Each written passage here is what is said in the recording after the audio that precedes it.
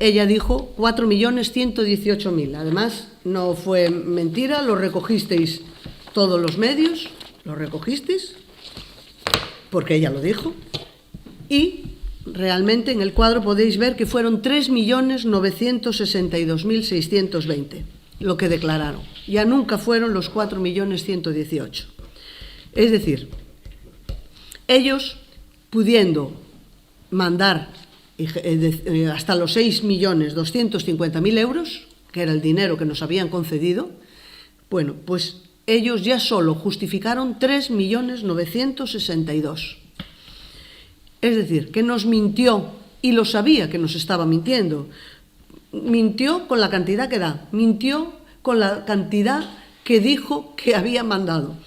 Y aún encima no nos explicó a los demás, a los vilagarcianos, que tenía esa posibilidad de gastar hasta los 6.250.000 y que se quedó en 3.900.000, o sea, cerca de los 4 millones.